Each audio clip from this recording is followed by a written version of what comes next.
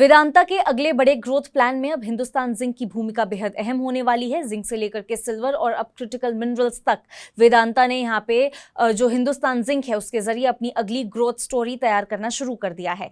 Company अगले कुछ ही सालों में प्रोडक्शन कैपेसिटी बढ़ाने के साथ साथ नए मिनरल्स के कारोबार में भी उतरने की तैयारी कर रही है। सवाल यह है, आखिर हिंदुस्तान जिंक में ऐसा है क्या जिसे वेदांता अपनी जो फ्यूचर ग्रोथ है उसका बहुत बड़ा इंजन मान रही है, और क्या सिल्वर और क्रिटिकल मिनरल्स का ये जो पूरा दाव है वेदांता के लिए बहुत बड़ी कमाई का रास्ता खोल सकता है। ये जो तमाम सवाल मैं आपके सामने रख रही हूं, इन्हीं सवालों के जवाब विस्तार से समझने की कोशिश करेंगे इस वीडियो में। देखिए, वेदांता ने अपने अगले ग्रोथ फेज के लिए हिंदुस्तान जिंक पर बहुत बड़ा दाव लगा दिया है।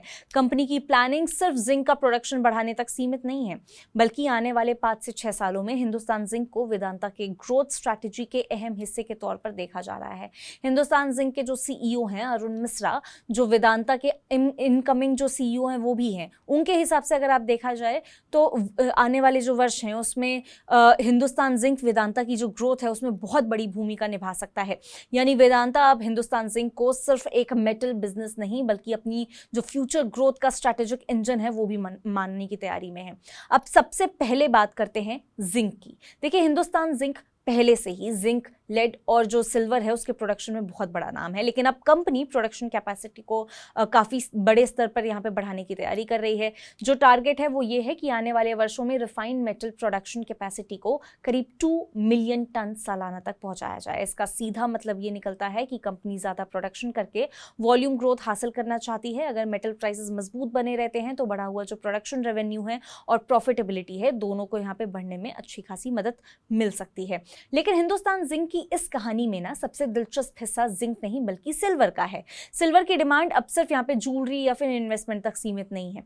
Solar panels, electronics, electrical equipment और कई तरह के जो इंडस्ट्रियल एप्लीकेशंस हैं, सिल्वर का उसमें इस्तेमाल बढ़ रहा है काफ़ी हद तक। अब ऐसे में सिल्वर की जो इंडस्ट्रियल डिमांड है बढ़ने से हिंदुस्तान जिंक के लिए बहुत बड़ा मौका बन सकता है।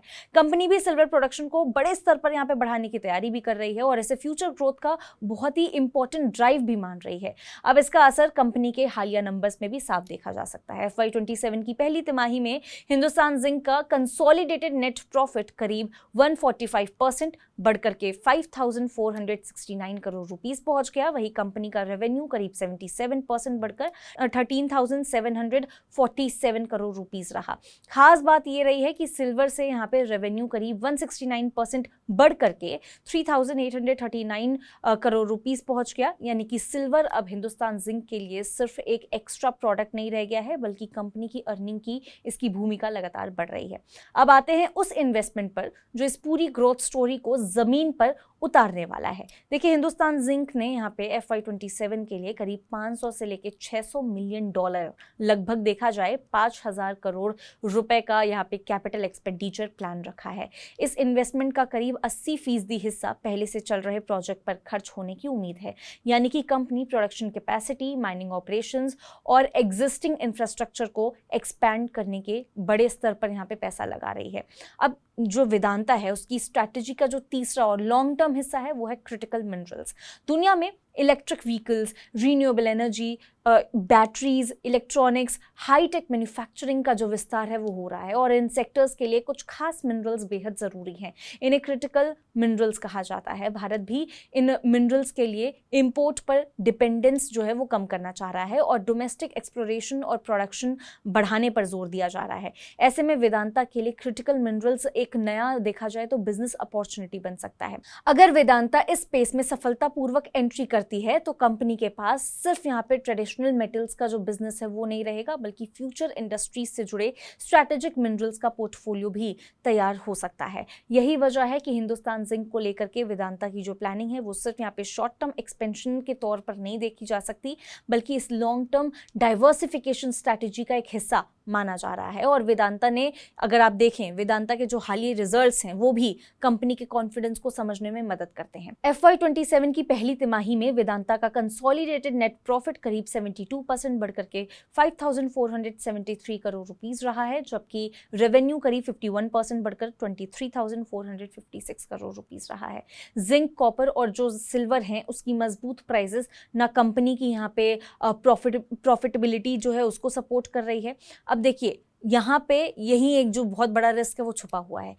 क्योंकि मेटल्स जो है, मेटल बिजनेस में यहाँ पे सिर्फ प्रोडक्शन बढ़ना काफ़ी नहीं होता, कमोडिटी प्राइसेस में उतार चढ़ाव का सीधा असर अर्निंग्स पर अच्छा खासा पड़ता हुआ नजर आता है। अगर जिंक या फिर सिल्वर की प्राइसेस गिरती हैं तो बढ़ा हुआ प्रोडक्शन भी एक्सपेक्टेड प्रॉफिट नहीं दे पाएगा। इसके अलावा हज़ारों करोड़ रुपए के जो एक्सपेंशन प्रोजेक्ट्स हैं उसमें एग्जीक्यूशन रिस्क भी रहता है। प्रोजेक्ट में देरी हुई, कॉस्ट बढ़ी या जो प्रोडक्शन टारगेट है वो समय पर हासिल नहीं हुआ तो पूरी की पूरी ग्रोथ स्ट्रैटेजी पर असर पड़ सकता है। इसीलिए वेदांता के लिए असली जो चुनौती है अब सिर्फ एक्सपेंशन की घोषणा करना तक सीमित नहीं रहने वाला। चुनौती ये है कि हिंदुस्तान जिंक की कैपेसिटी कितनी तेजी से बढ़ती है, जो सिल्वर प्रोडक्शन है कितना बढ़ता है, क्रिटिकल मिनरल्स में कंपनी कितना यहाँ पे सफल एंट्री कर पाती है और इस पूरी एक्सपेंशन के दौरान कॉस्ट कंट्रोल कितना मजबूत होता है, ये भी देखना दिलचस्प रहने वाला है। कुल मिला के देखिए, वेदांता ने यहाँ पे हिंदुस्तान जिंक के जरिए अपनी जो अगली ग्रोथ स्ट्रैटेजी है उसके 3 बड़े जो पिलर्स हैं वो तैयार कर लिए हैं। कौन से हैं वो 3 पिलर्स? जिंक, लेड की कैपेसिटी में एक्सपेंशन और जो सिल्वर है उसको बहुत बड़ा रेवेन्यू ड्राइव बनाना, और क्रिटिकल मिनरल्स में तो देखिए उसमें नए मौके तलाशना है ही। अब FY27 में यहाँ पे करीब 5,000 करोड़ का केपेक्स इस बात का अच्छा खासा इंडिकेशन है कि कंपनी इस स्ट्रैटेजी को ग्राउंड लेवल पर एग्जीक्यूट करने की तैयारी में है। अगर प्रोडक्शन एक्सपेंशन समय पर पूरा होता है, सिल्वर की जो डिमांड है और जो प्राइजेस हैं मजबूत बने रहते हैं, क्रिटिकल मिनरल्स में वेदांता को सफलता मिल जाती है तो हिंदुस्तान जिंक आने वाले वर्षों में वेदांता के लिए बहुत बड़ा ग्रोथ और कैश फ्लो इंजन बन सकता है। इसीलिए कमोडिटी प्राइसेस और एग्जीक्यूशन रिस्क इस कहानी के सबसे बड़े वेरिएबल्स रहने वाले हैं। यानी वेदांता का जो दाव है बहुत बड़ा है और अब जो नज़र है वो इस बात पर है कि जो हिंदुस्तान जिंक है उसका ये एक्सपेंशन प्लान कंपनी की कमाई पर कितना असर छोड़ता है या फिर कितना बड़ा कंपनी की कमाई को बूस्ट करता है, किस हद तक बूस्ट करता है। आप इस बारे में क्या सोचते हैं? क्या कुछ हैं आपके थॉट्स? कमेंट करके ज़रूर बता सकते हैं। इसी तरह की और वीडियोस के लिए विजिट कर सकते हैं हमारी वेबसाइट moneylinelive.com, सब्सक्राइब कर सकते हैं हमारा यूट्यूब चैनल Money9। मिलते हैं आपसे अगले वीडियो में, तब तक के लिए नमस्कार।